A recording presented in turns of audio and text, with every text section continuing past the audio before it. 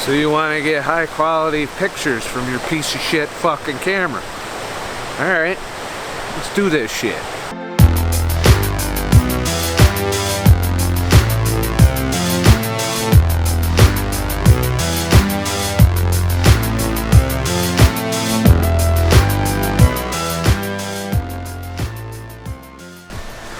Now, arguably, right now what I'm shooting on is the GH5, and it's not a shitty camera. It's a fucking good camera. But I used to have a shitty camera, like $400 camera-ish. Shoots 5 frames a second, has like 10 fucking autofocus points. Takes forever to grab focus. If it's dark out, you're fucked. But I was able to start my photography business with it. So, there's that. And shit.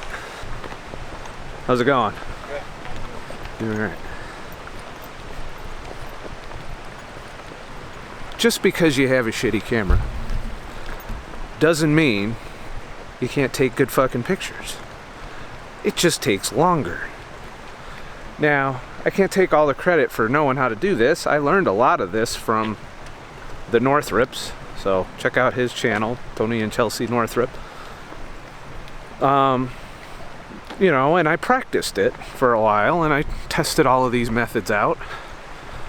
And basically, you just need a few accessories, a whole boatload of time, and a decent computer, and you can produce 200 megapixel fucking images from a, you know, 12 megapixel camera if that's all you can afford.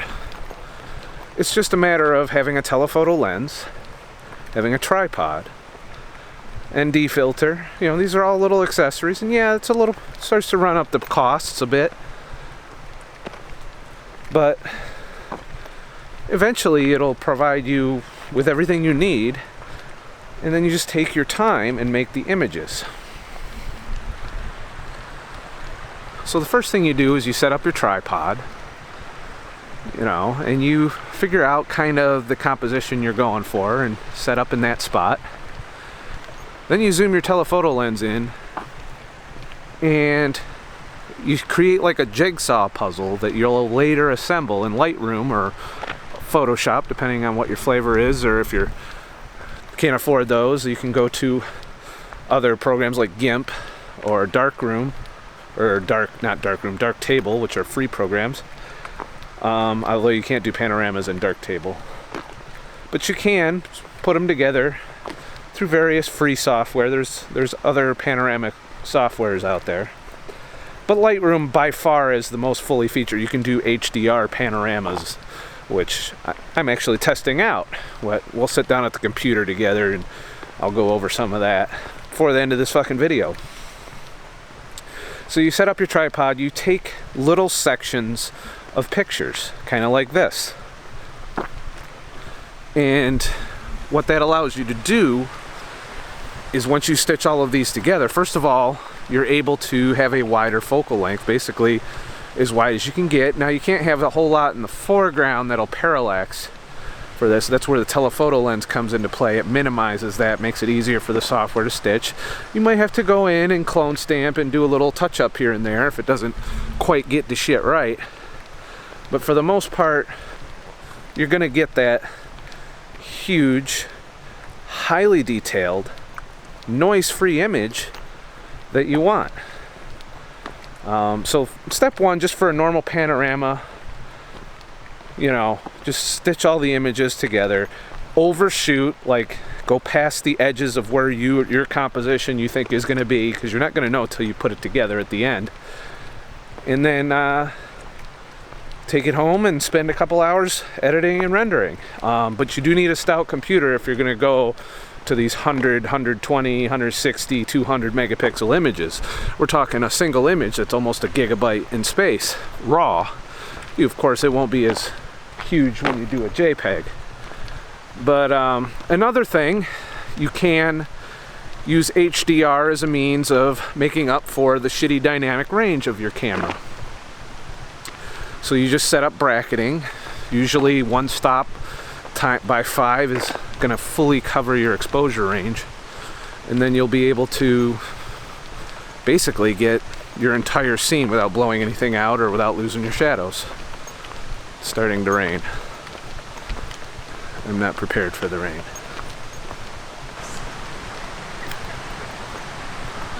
How's it going? Me? Her? Yeah. Well, did you see how I wrote that story? That'll also clean up some noise in your image. Don't be afraid if you're doing HDR to you can use your ISO a little bit to make up for the fact if you have a micro four thirds sensor, for example. Another thing you can do is what's called image averaging, which maybe I'll do another tutorial on, but suffice to say you can just Google or search image averaging and you'll see Tony Northrup does a really good tutorial on it. But what that allows you to do is on non-moving subjects, you take a shit ton of pictures, then you go into Lightroom, you get rid of all of the blurry ones, because there'll be some blurry ones, and then you average them together and you get a sharper image. Noise is cleaned up depending on how many pictures you layer together, and overall it will allow you to have a high quality image. And if you do that alongside panorama, then you can have a high megapixel, clean, sharp image, and even surpass the results that you'd get with a Nikon D850. So now you might be asking yourself, well, it's all well and good, so then I don't need to buy a $3,000 fucking camera. I could just do it with a piece of shit. Or you could even buy an older $3,000 camera, which is now like $400 or $500. 12 megapixels, not all the bells and whistles you'd have today, but it'll get the job done when you use these techniques.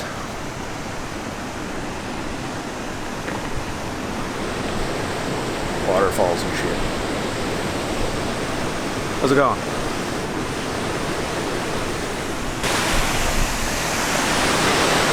Taking videos by waterfalls, probably not the best life choice.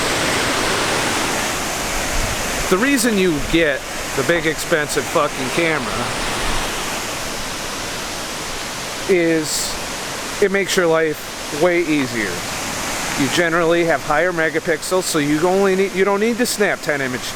You could still use these principles on a D850 or a likewise landscape, portrait, high megapixel camera, and you're obviously not going to use this method for portraits. You know, architecture or anything where your subject is still is what these methods apply to, and generally the only thing you would need a high megapixel camera for is either printing a billboard or for fine art landscapes. So these methods can get you by with no matter what fucking camera you have. So overall, it's a matter of, you know, how easy do you want your life to be? A D850 will get your landscapes done a lot quicker depending on your needs. You could take 2 or 3 images and get 150 megapixels stitched together, but you might find that to be, you know, not what you need. You know, 45 megapixels, which is what you get on a D850, is enough for a gallery print. You know, where people are going to walk up close and look at the fine details.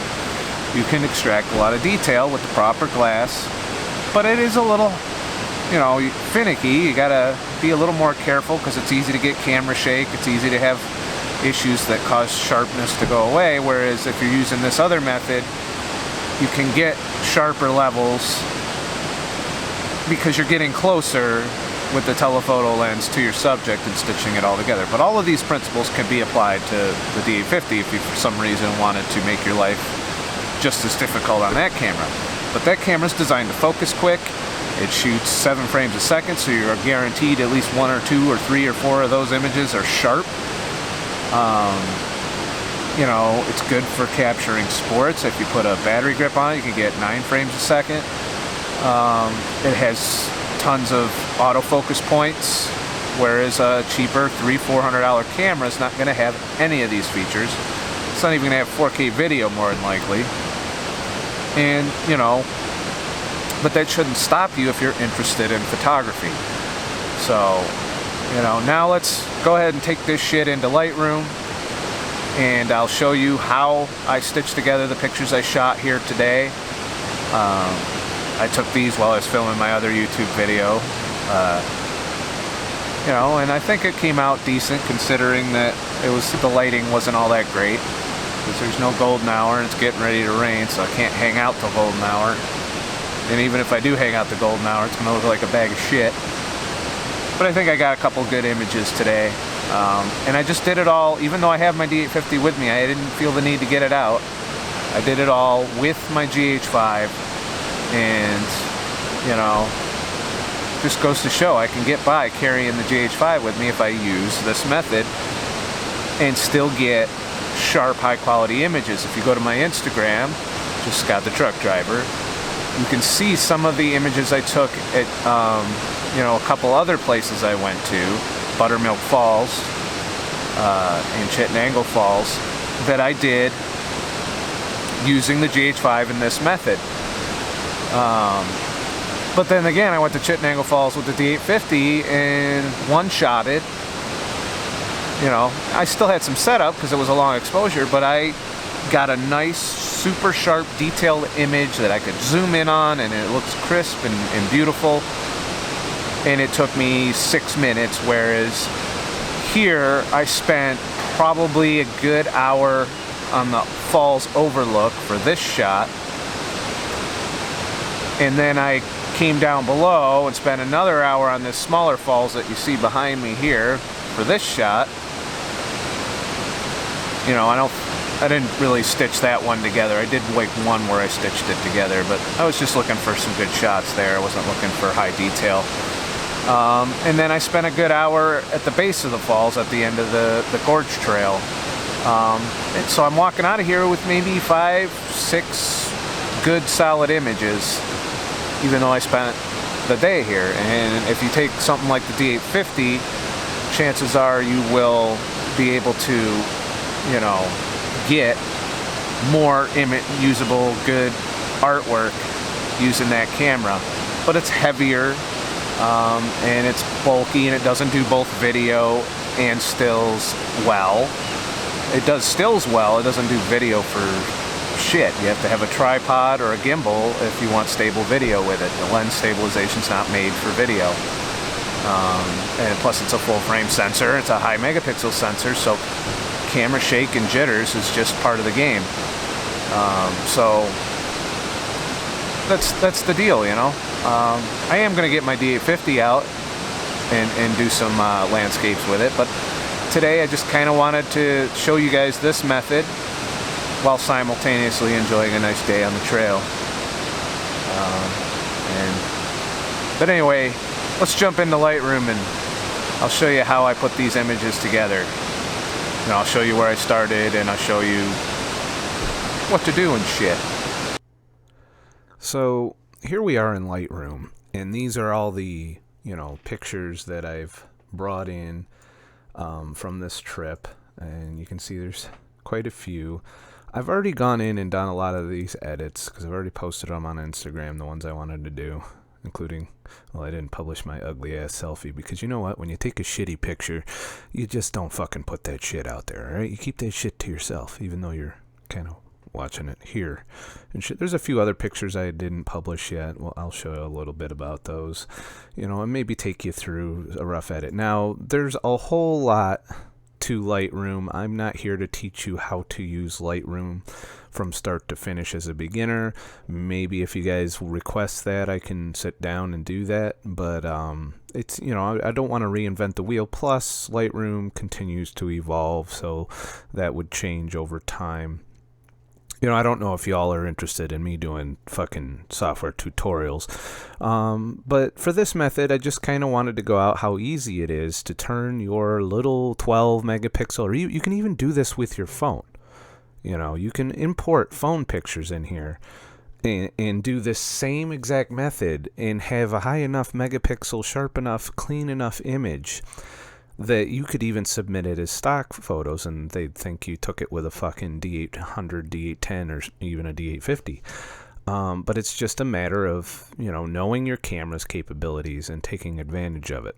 So as you can see here, if we zoom in a little bit by dragging this little thumbnail button down here, you'll see I have a 5 exposure range. I set my camera up to take 5 exposures, changing the brightness of each exposure by 1 stop. So basically what this is going to do is it's going to give me all of my highlights. Like if you see this really dark image here, you know, this image is, nothing's blown out, nothing on the histogram. Like, in fact, it's a little underexposed for the highlights, which is fine because of the amount of you know, data we're essentially capturing with this bracketed exposure. And that's what bracketing is. For those of you who aren't familiar, most cameras have a bracket setting. You can do it manually by just adjusting your exposure by 1 stop, snap a picture without moving, adjust your exposure by another stop, snap a picture, and you get all of the tonal range captured, you know, all of the details of the scene, no matter whether it's in the brightest spots or the darkest spots. And that's what dynamic range is. It's a sensor's capability. Now the GH5 has a 10 to 12,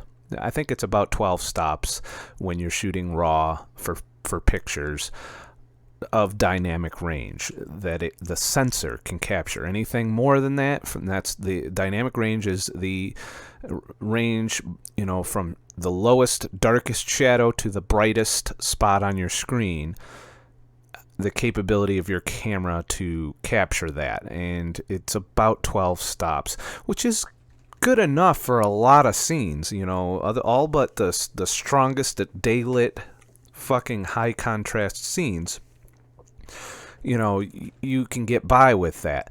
But if you're ever in a situation, you know it's high contrast, and you just want all your data, and maybe you're in a situation that required some ISO or something, and you want to be able to clean it up, then set up bracketing. Set up 9-stop bracketing.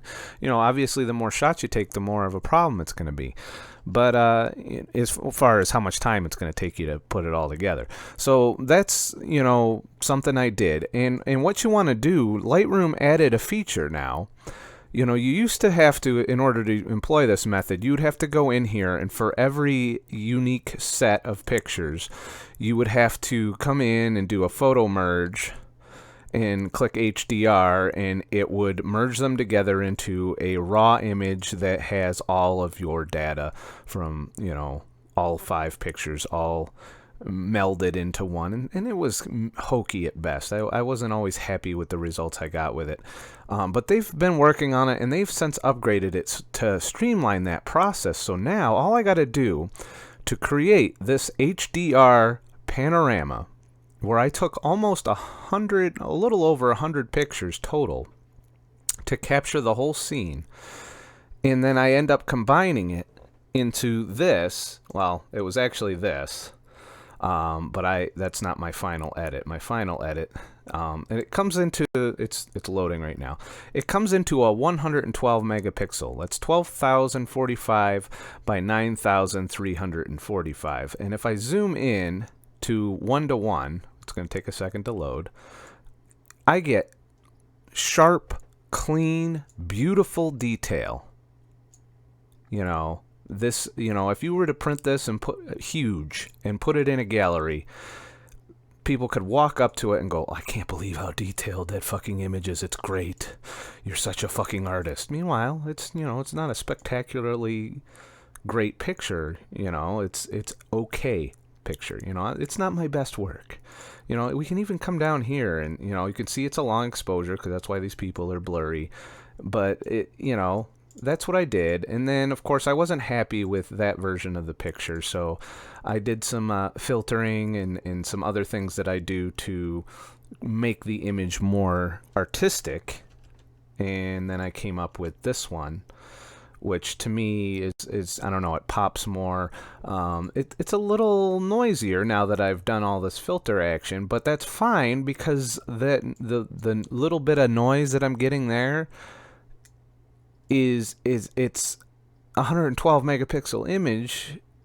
You can't when you're zoomed all the way out, you don't see any of that. It looks sharp, beautiful, detailed. It would probably print that way. And, you know, it's a completely new image, you know, and I can get into some other ways that you can, you know, edit and perform these, you know, edits going into the future. But for the sake of this tutorial, I don't want to go into develop module.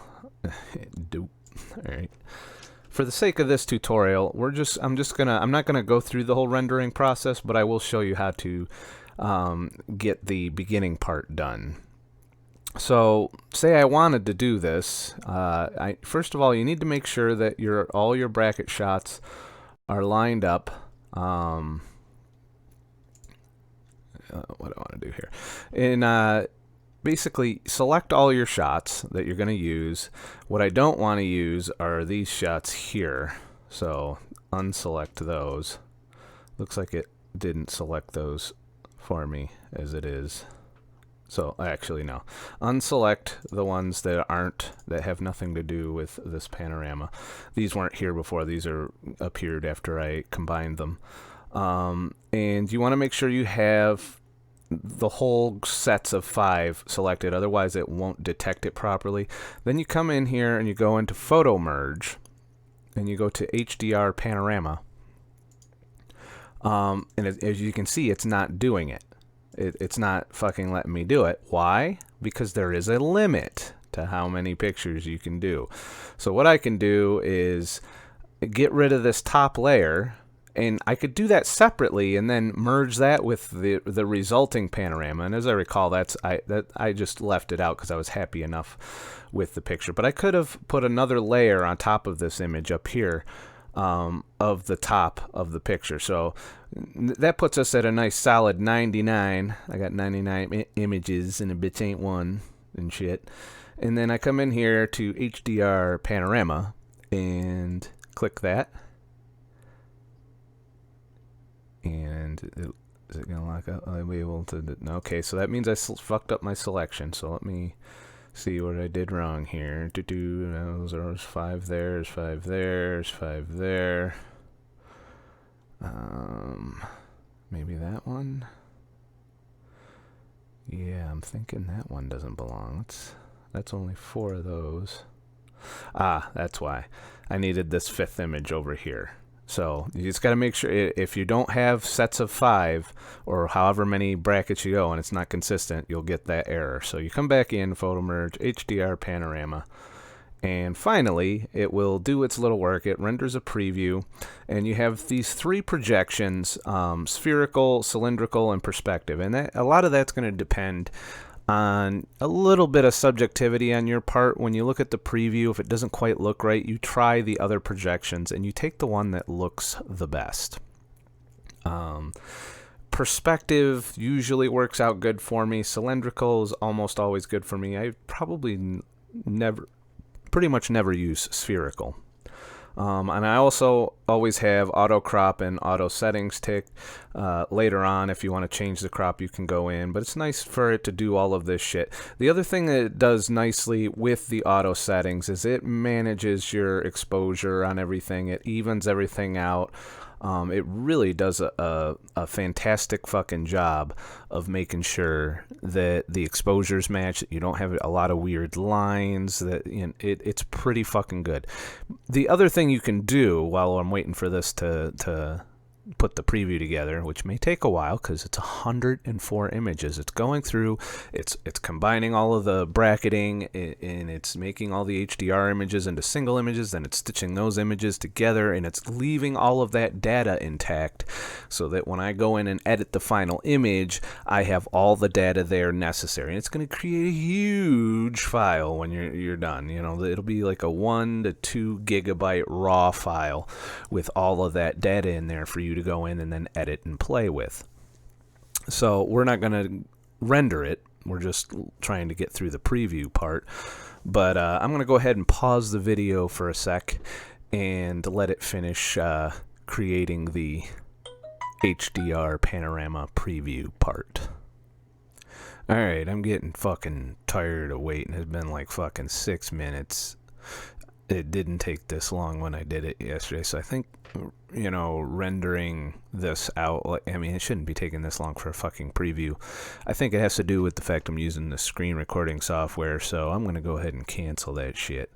But you get the picture. It merges, and you put it together, and you get, you know, a nice high megapixel, 112 megapixel image, and it's very sharp, very clean, and you can zoom pretty much all the way in and get all of this detail without any noise or issues, because it's just so tightly. And then you obviously you won't post this fucking thing on Instagram at 112 megapixels. You'll export it out at you know, the Instagram settings, which are like 2 megapixels, and you know, it'll, because it's got all of this detail, it'll still look sharper than a lower megapixel image that's downsized. But like I said before, you only need to do this if you're looking for that fine art look, or you want to be able to crop all the way in and do all the detail. And if this was hanging on a gallery wall, you would be proud to have it there, because people can walk right up to it and not see any flaws. They see all the details in the image.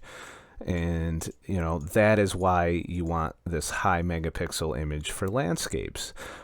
Just because it gives you that flexibility, you know, like say you're taking this huge landscape, but maybe you don't like it all. Maybe you decide that you just want, you know, this part up here. Well, you know, I'm looking at this on a 4K monitor. That's still a very highly usable image. I could crop all the way into this and just have that pop out and upload that to Instagram, and that there wouldn't be anything you could really pick out that's fucked up about that picture. That is the advantage of the high megapixel cameras over like the Micro Four Thirds of the world that, you know, you don't do. But let's go ahead and take a look at some of the images I did where I didn't do that. So let me turn my flagged images on. And if I come in here, this image here, this is just 20 megapixels.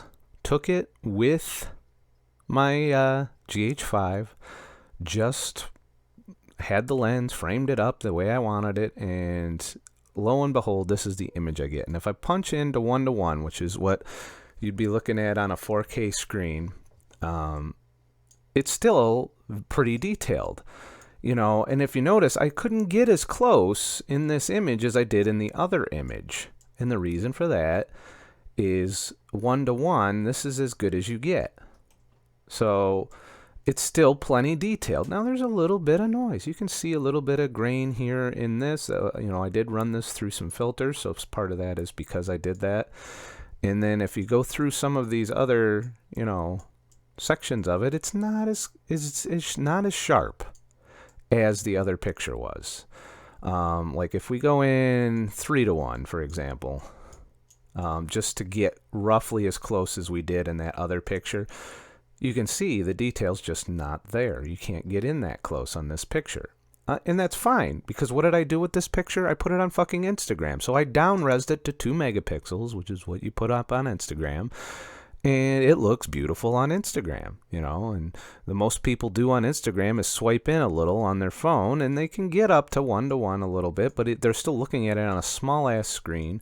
So really, you don't need to do that method unless you're looking to, you know, one of the reasons I do high megapixel images, I like throwing them as backgrounds on my desktop and on my TV, and you know, having these big detailed images just looks pretty fucking sweet when you do that. Now, this image would have looked sweeter if I'd have just put a telephoto lens on and took a picture of this section, then a picture of this section, then a picture of this section, and then a picture of that, and then stitched them all together, and, you know, that would cause all of this. Now, another thing I wanted to go over real quick is to get this smooth waterfall effect. Some of you might be going, how do I do that? That looks beautiful. Why doesn't my phone do that shit? Well, that's because you can't fucking hold your phone still enough to do this, because everything would blur, first of all.